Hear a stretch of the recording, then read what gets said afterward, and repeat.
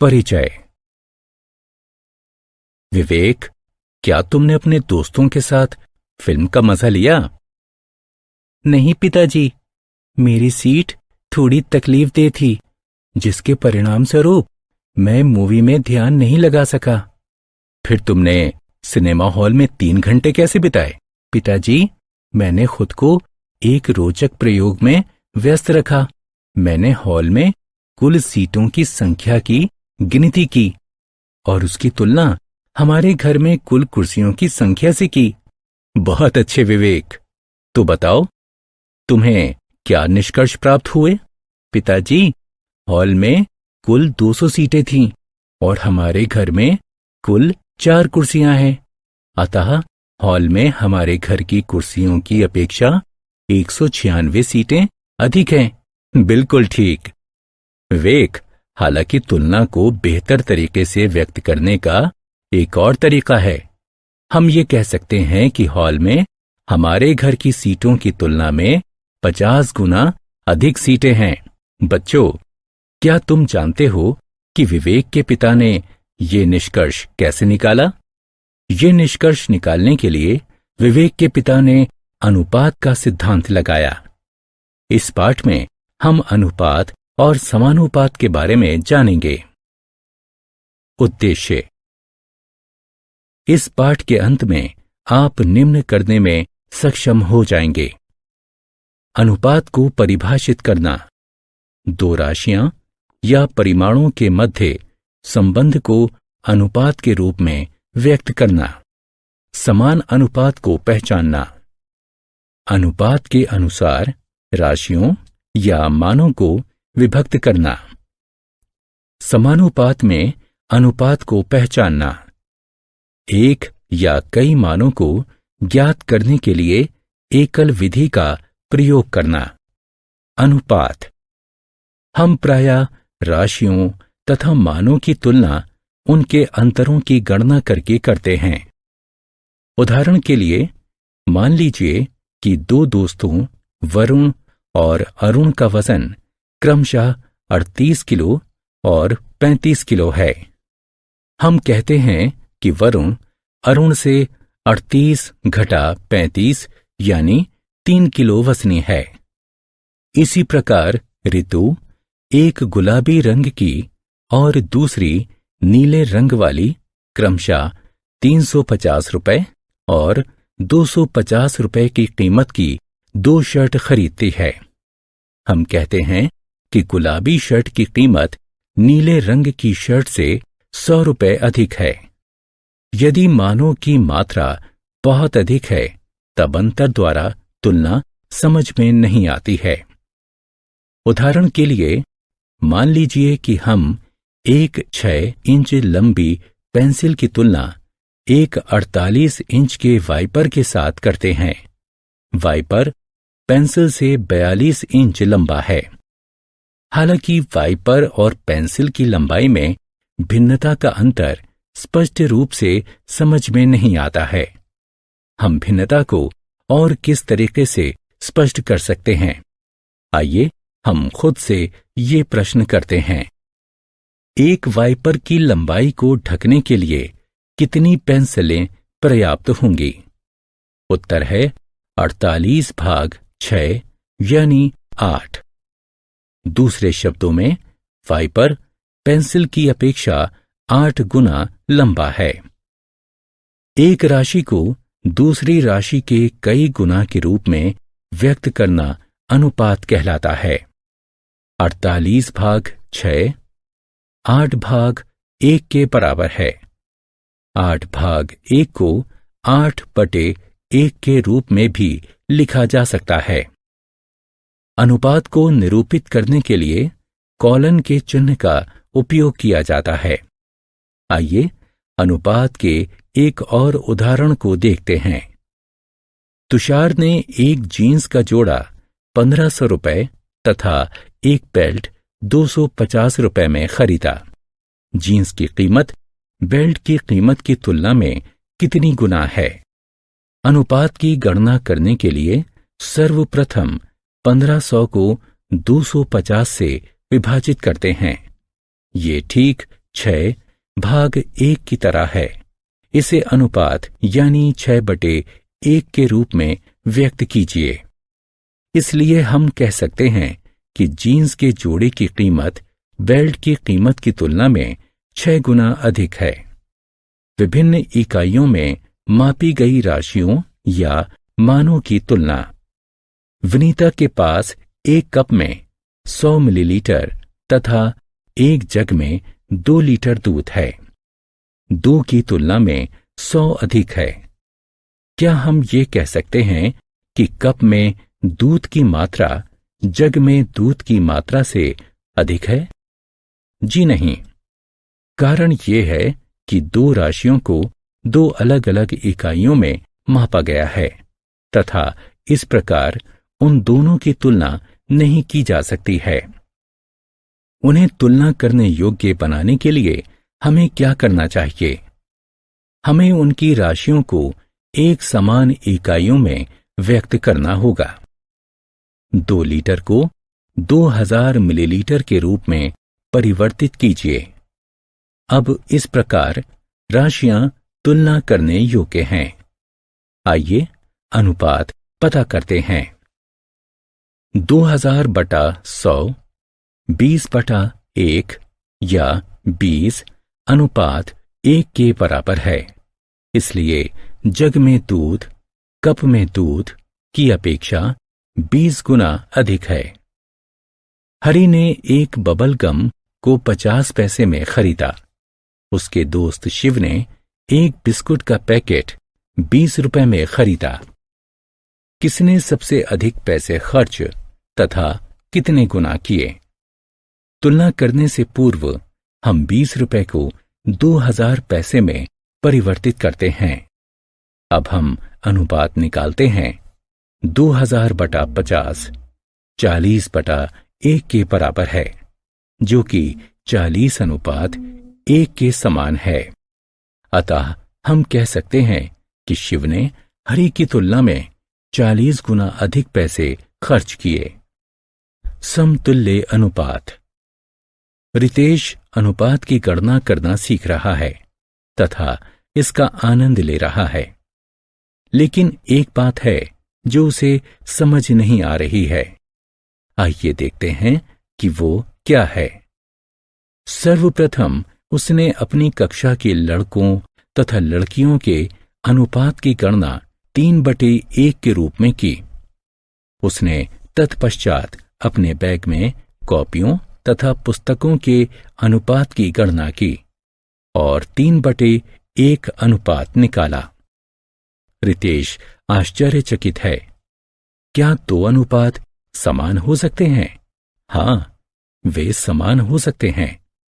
सबसे पहले वाला अनुपात हमें यह बताता है कि रितेश की कक्षा में लड़कों की संख्या लड़कियों की संख्या की तिगुनी है। दूसरा वाला अनुपात हमें यह बताता है कि रितेश के बैग में कॉपियों की संख्या पुस्तकों की संख्या की 3 गुनी है। अपने निम्न पदों में व्यक्त 2 बराबर अनुपात समान अनुपात कहलाते हैं। आइए सत्यापित करते हैं कि निम्नलिखित अनुपात समान है अथवा नहीं। राम एक माह में 15,000 रुपए अर्जित करता है एवं 10,000 रुपए व्यय करता है। आय और व्यय को एक अनुपात के रूप में व्यक्त कीजिए।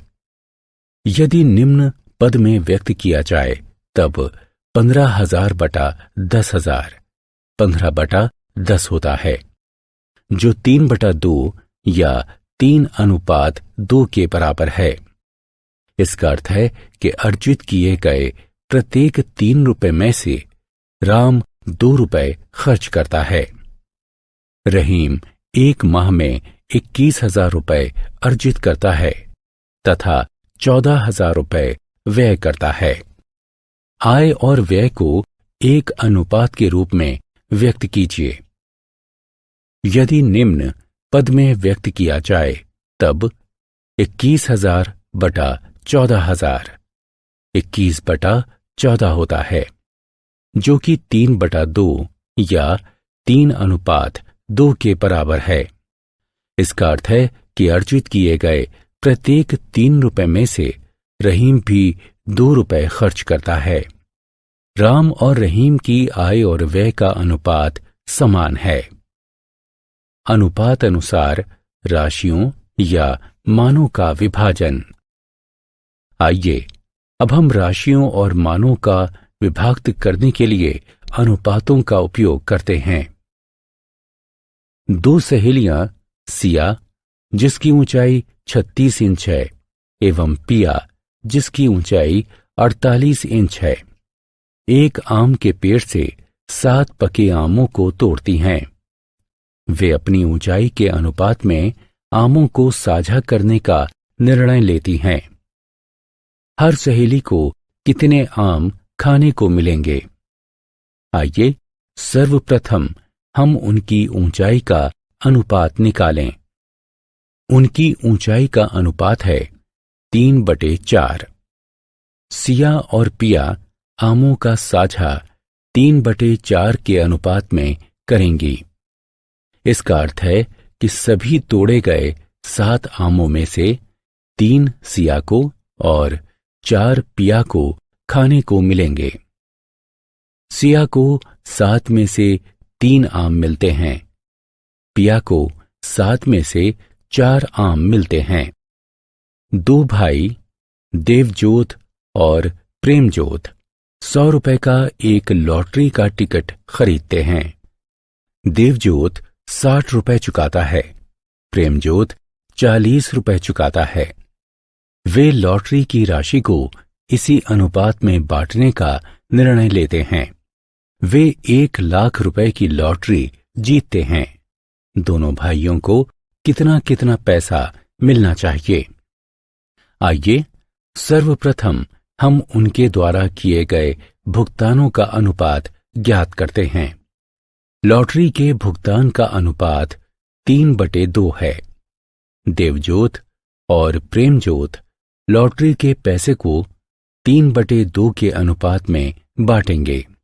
इसका अर्थ है कि जीते गए प्रत्येक 5 रुपए में से 3 देवजोत के पास एवं 2 प्रेमजोत के पास जाएंगे।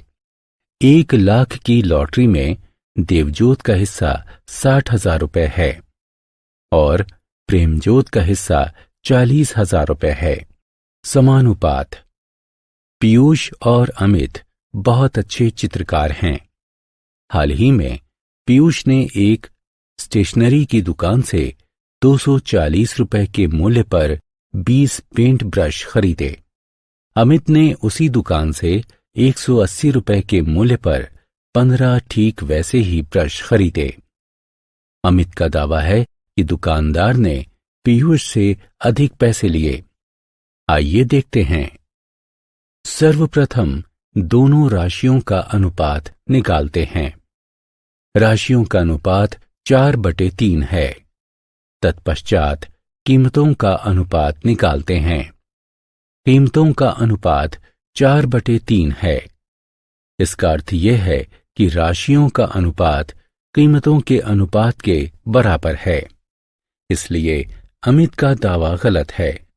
ब्रश के लिए दुकानदार ने अमित और पीयूष से एक समान कीमतें वसूली। जब 2 अनुपात बराबर हों तब उन्हें समानुपात में कहा जाता है। समानुपात में अनुपात को इस प्रकार दर्शाया जाता है। इस प्रतीक से समानुपात को निरूपित किया गया है। समानुपात में अनुपात को इस प्रकार पढ़ा जाता है। 20:15 बराबर 240:180। समानुपात में उपयोग की गई प्रत्येक संख्या एक पद कहलाती है। 20, 15, 240 और 180 पद हैं। प्रथम और अंतिम पद चरम पद या सिरे के पद कहलाते हैं। द्वितीय और तृतीय पद मध्य पद कहलाते हैं। समानुपात में अनुपातों का सत्यापन। आइए दो अनुपातों पर विचार करते हैं, 40:25 तथा 56:35। 40/25 8/5 के बराबर है, यानी 8:5। 56/35 8/5 के बराबर है, यानी 8:5। अतः 40/25 बराबर है 56/35 के। दूसरे शब्दों में 40:25 बराबर है 56:35 के। अब इन दो अनुपातों पर विचार करते हैं। 63 लीटर अनुपात 35 लीटर एवं 28 किलो अनुपात 21 किलो। 63/35 9/5 के बराबर है, यानी 9:5। 28/21 4/3 के बराबर है, यानी 4:3। अतः 63:35 बराबर नहीं है 28:21 के। हम कहते हैं कि अनुपात समानुपात में नहीं है। दो और अनुपातों पर विचार करते हैं। 36 मिनट अनुपात 180 सेकंड एवं 50 रुपए अनुपात 150 पैसे। 36 मिनट बटा 180 सेकंड। 36 गुणा 60 सेकंड भाग 180 सेकंड के बराबर है, जो कि 12:1 के बराबर है। 50 रुपए बटा 150 पैसे 5000 पैसे भाग 150 पैसे के बराबर है, जो कि 100:3 के तुल्य है। अतः 36 मिनट अनुपात 180 सेकंड बराबर नहीं है 50 रुपए अनुपात 150 के। ये अनुपात समानुपात में नहीं है। एकल विधि। प्रेरणा अपनी दादी के घर की ओर जाने वाले रास्ते पर है। वह गांव में रहती है, जो उसके घर से 600 किलोमीटर की दूरी पर है। उसकी बस गांव पहुंचने में 12 घंटे का समय लेती है। बस की गति क्या है? गति किसी वस्तु द्वारा 1 घंटे में तय की गई दूरी होती है। 12 घंटे में तय की गई दूरी 600 किलोमीटर है। 1 घंटे में तय की गई दूरी 600 भाग 12 यानी 50 होगी। इसलिए बस की गति 50 किलोमीटर प्रति घंटा है। प्रेरणा की दादी का घर 1000 किलोमीटर की दूरी पर है। कितने घंटों में प्रेरणा अपनी दादी के घर पहुंच जाएगी? 600 किलोमीटर की दूरी तय करने में लगा समय 12 घंटे है। 1 किलोमीटर की दूरी तय करने में लगा समय बराबर होगा 12 भाग 600 घंटे के। तो 1000 किलोमीटर की दूरी तय करने में लगा समय बराबर है 12/600 घंटे गुणा 1000, जो बराबर है 20 घंटे के। प्रेरणा 20 घंटों में अपनी दादी के घर पहुंच जाएगी। पहले एक और फिर कई मानों के गणना करने की विधि एकल विधि कहलाती है। एकल विधि का उदाहरण। वाजपेयियों का वार्षिक अखबार बिल 1800 रुपए है। 4 महीने में वे कितने बिल का भुगतान करेंगे? 12 महीने के लिए अखबार का बिल 1800 रुपए है। 1 महीने के लिए अखबार का बिल 1800 भाग 12 बराबर 150 रुपए होगा। 4 महीने के लिए अखबार का बिल 150 गुणा 4 बराबर 600 रुपए होगा। सारांश। आइए हमने जो कुछ सीखा है उसे संक्षेप में दोहराएं। एक राशि को दूसरी राशि के कई गुना के रूप में व्यक्त करना अनुपात कहलाता है। इस प्रतीक का उपयोग अनुपात को निरूपित करने के लिए किया जाता है। राशियों या मानों को अनुपात में व्यक्त करने से पूर्व उन्हें समान इकाइयों में परिवर्तित किया जाता है। अपने निम्न पदों में व्यक्त किए गए अनुपात यदि बराबर हैं, तब उन्हें समान अनुपात कहा जाता है। यदि दो अनुपात समान हों तो उन्हें समानुपात कहा जाता है। इस प्रतीक का उपयोग ये दर्शाने के लिए किया जाता है कि दो अनुपात समानुपात में हैं। सर्वप्रथम एक एवं तत्पश्चात कई मानों की गणना करने की विधि एकल विधि कहलाती है।